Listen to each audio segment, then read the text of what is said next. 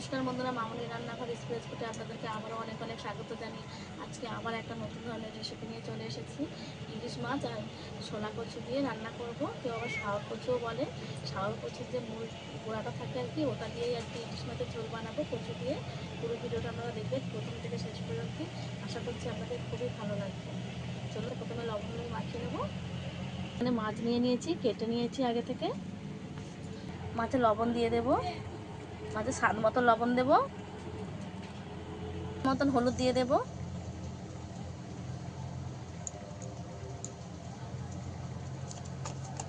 এবারে হাত দিয়ে ভালো করে মাছটাকে মাখিয়ে নেব এপিট এপিট করে।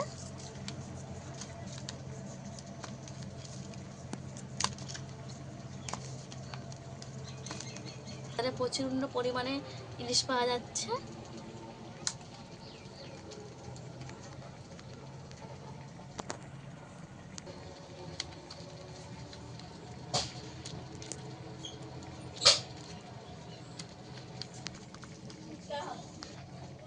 এই মাছগুলোই কিন্তু প্রচন্ড পরিমাণে তেল হবে।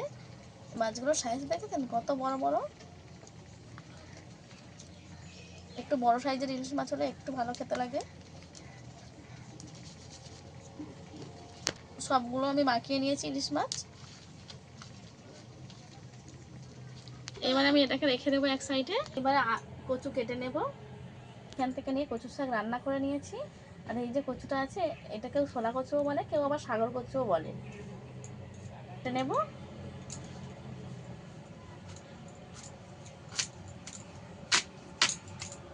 কত সুন্দরভাবে কচুটা সাদা দেখেছেন।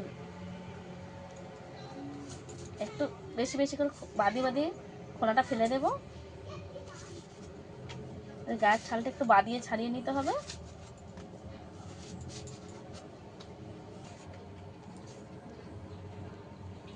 এবারে কেটে নেব, লম্বা লম্বা করে পিস করে কেটে নেব। প্রথমে গোল গোল করে কেটে নেব।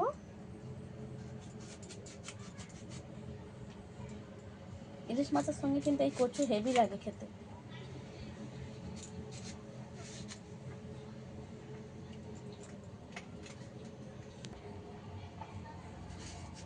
এই যে এইভাবে লম্বা লম্বা করে পিস করব। এইভাবে লম্বা লম্বা পিস করে নিয়েছি।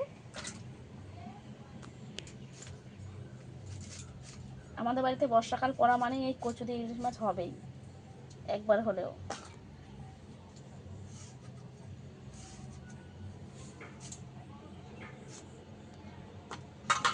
এই যে কচু এইভাবে কেটে নিয়েছি, তো কেটে নেব।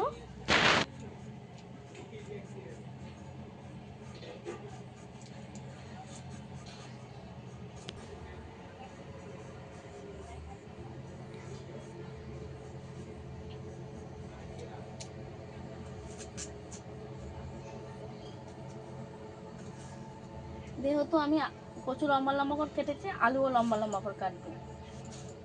আলুগুলো আমি এইভাবে কেটে নিয়েছি।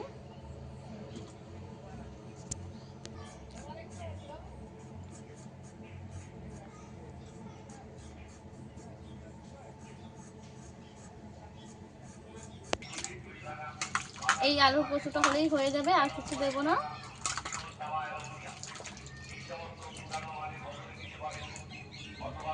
ঠিক আমি উনুনটাকে ধরিয়ে নিয়েছি, কড়াটাকেও বসিয়ে দিয়েছি।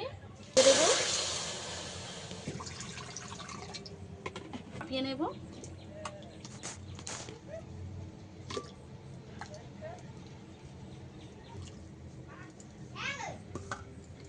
করে এটাকে একটু ফুটিয়ে একটু ভাপিয়ে নেব। দিয়ে দেব সামান্য একটু হলুদ গুঁড়ো দেব। দিয়ে ভালো করে কচুটাকে আমি সেদ্ধ করে নেব। কচুগুলোকে আমি হালকা করে ভাপিয়ে নিয়েছি। এই যে এবার তুলে নেব। একদম গলিয়ে নিলে হবে না, সেদ্ধ করে একটু ভাপিয়ে নিলেই হবে।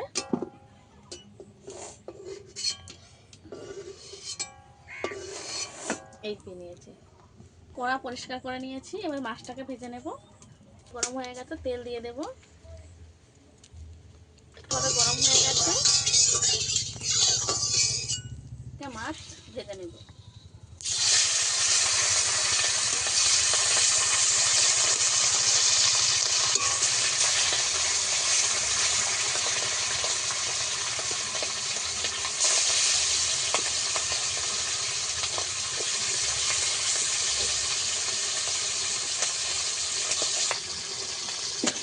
দেবো।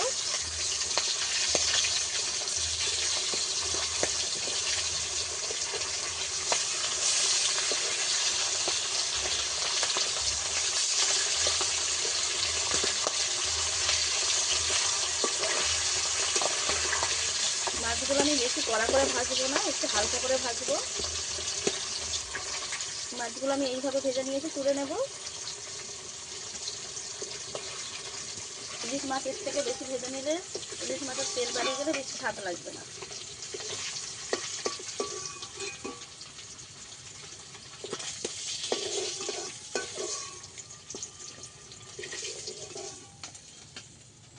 আমি ভেজে নিয়েছি, এগুলো ভেজে নেব।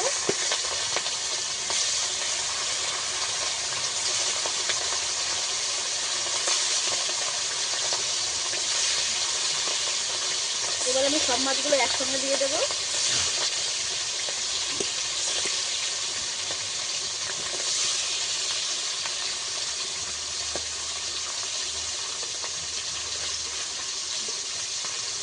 প্রচন্ড পরিমাণে ঠান্ডা লেগেছে, এগুলোকে উল্টে দেবো।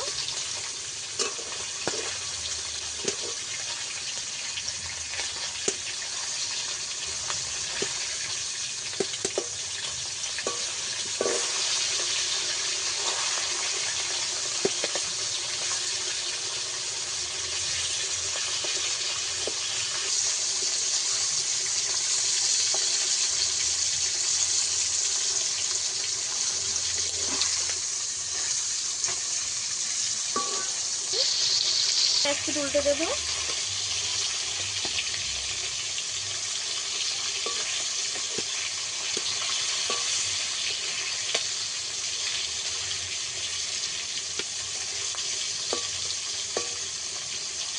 এই মাছগুলো ভাজা হয়ে গেলে তুলে নেবো।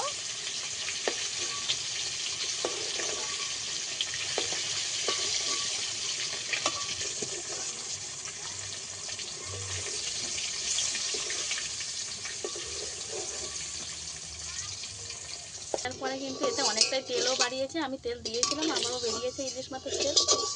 এর মধ্যেই আমি প্রথমে কচুটাকে ভেজে নেব। সেদ্ধ করে রাখা কচুটাকে ভেজে নেব।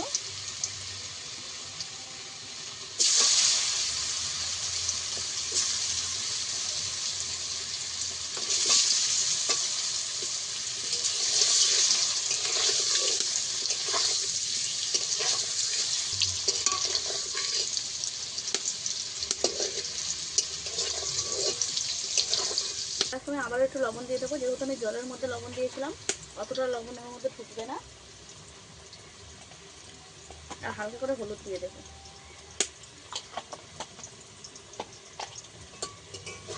দিয়ে কচুটাকে ভেজে নেব।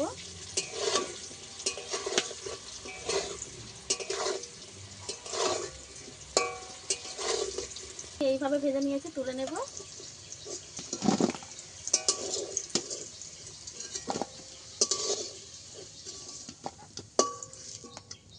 এইভাবে ভেজে নিয়েছি। তাহলেই আমি রান্নাটা করবো, আর এক্সট্রা করে তেল দেবো না। ফোড়নে দেবো কালো জিরে, কাঁচা লঙ্কা,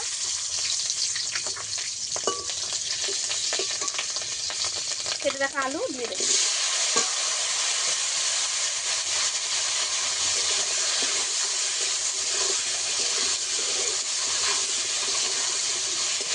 তারপরে ভেজে নেবো, একদম সেদ্ধ করে নেবো, ভেজে দেবে। স্বাদ মতো লবণ দিয়ে দেবো।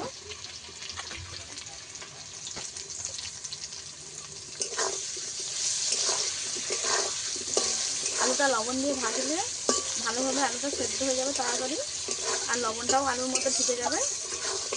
অল্প পরিমাণে একটু আদা দেবো, আদা বাটা দিয়েছি।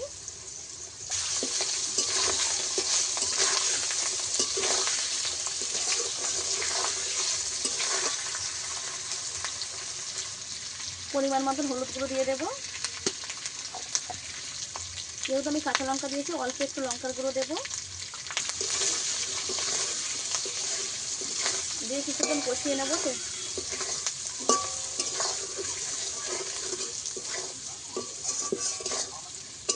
একটু জল দিয়ে দেবো।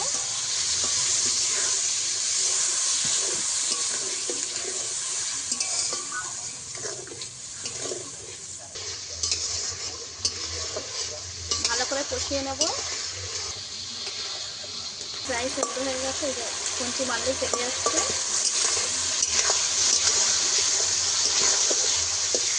মশলা থেকে ভালো তেল ছেড়ে গেছে, কষিয়ে নিয়েছি। এবার জল দিয়ে দেবো, ভেজে রাখা কচি কটা দিয়ে দেবো।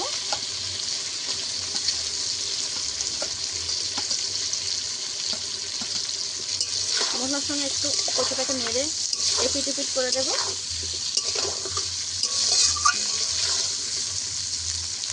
জল দিয়ে দেবো।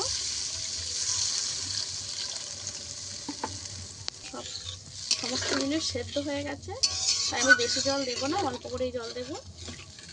এবার ফুটে গেছে, এবার সর্ষে বেটে, কালো সর্ষে বেটে নিয়ে ছেঁকে নিয়ে দিয়ে দেবো। ছেঁকে নিয়েছি, জলটা দিয়ে দেবো। এখানে আমি কালো সর্ষে দিয়েছি, তাই ছেঁকে দিয়েছি। আপনারা যদি সাদা সর্ষে দেন, ছাঁকার কোনো প্রয়োজন নেই। ফুটে গেছে, ভেজে রাখা মাছ দিয়ে দেবো। মাছটা আমি বেশি ভাজিনি, তাই আগে থেকে দিয়ে দিয়েছি।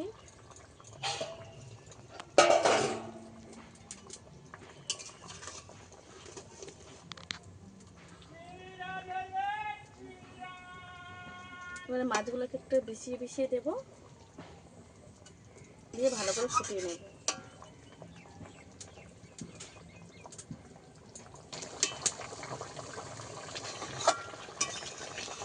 তাই ঝোলটা আমার রেডি হয়ে গেছে। এই যে প্রত্যেকটা, এই যে কচু ভালোভাবে সেদ্ধ হয়ে গেছে, আলুও সেদ্ধ হয়ে গেছে।